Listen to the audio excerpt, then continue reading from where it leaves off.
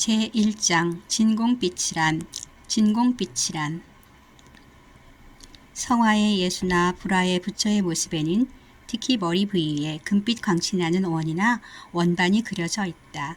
흔히 후광이라고 부르는 이 빛은 육안이 보지 못하지만 마치 보이는 것처럼 그린 것이다. 필자는 이 책의 이야기들을 통해 후광은 비가시적인 빛이지만 실제하여 작용하는 빛이라는 점을 강조할 것이며 이 빛이 밝아져야 한다고 역설할 것이다. 미술사에서 보면 고대 아티카 반도의 아테네 주변 지역에서 만들어진 꽃병들에는 그리스의 신들, 특히 태양의 신인 헬리오스의 머리에 화한 모양의 빛이 그려져 있었는데 이 빛은 신성한 빛, 할로 또는 님부스라고 불렀다.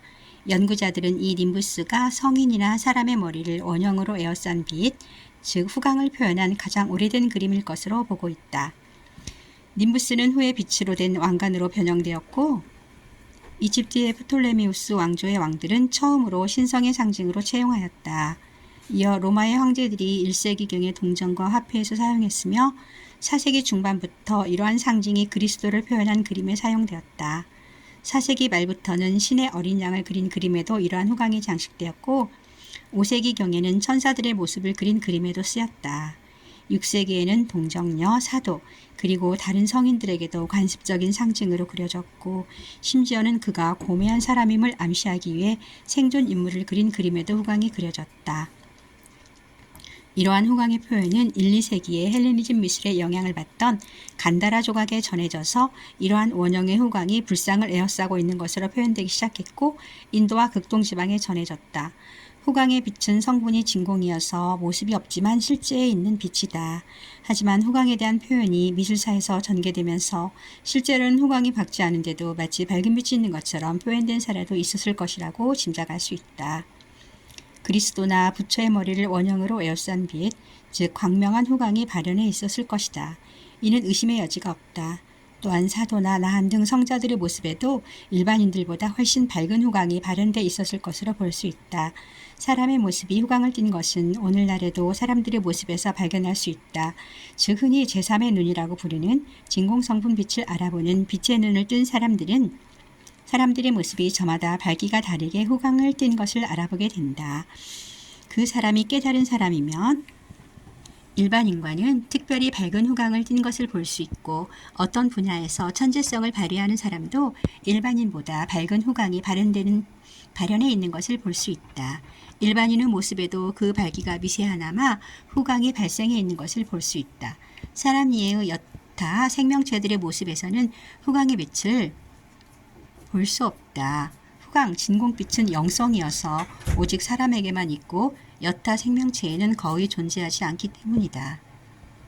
후광은 진공성분의 빛이 사람의 모습에 나타나는 것이므로 이는 우리 몸과 마음이 낸 생명파장인 오라와는 다른 것이다. 오라는 가시광선을 분광시켰을 때 나타나는 7빛깔의 파장이지만 후광은 아무런 색깔을 갖고 있지 않다. 후광은 그저 유리 속 세상처럼 투명하고 밝다. 오라의 빛은 인체가 햇빛을 흡수했다가 다시 방출하는 일종의 인체 복사이다. 그리고 그 사람의 심신을 이룬 원자종이나 정신, 정서, 감정의 활동과 관계된 그 사람의 생체 정보가 반영되어 있다. 그러므로 오라의 빛깔이 맑은지 탁한지, 어떤 파장들의 스펙트럼인지, 어느 특정 파장에 변질이 나타났는지 등을 살펴서 그 사람의 마음 상태, 건강, 체질적인 특징 등을 알아볼 수 있게 된다. 하지만 후광에는 그 사람의 개인정보가 전혀 반영되어 있지 않다.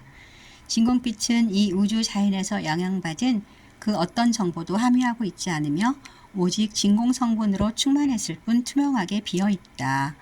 후광을 이룬 빛은 이 우주를 있게 한 원인이자 근원적인 바탕인 진공에서 유래한 빛이고 이 우주의 그 어떤 물질이나 정신에 물들지 않은 깨끗한 밝음, 즉 청정법신이다.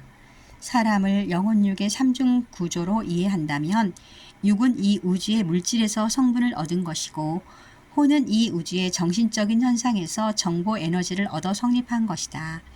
하지만 영은 진공빛이 혼육의 안에 들어선 것이다. 혼육이라는 피조물의 세계에 조물주의 빛이 함께해 있는 모습인 것이다. 그래서 후광을 이룬 빛은 이 우주가 생겨나기 전에 하느님 자리에서 비추어 온 빛이라고 말하게 된다.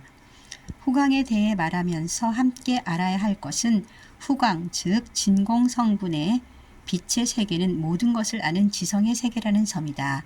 이것이 바로 하늘이요 하느님이다.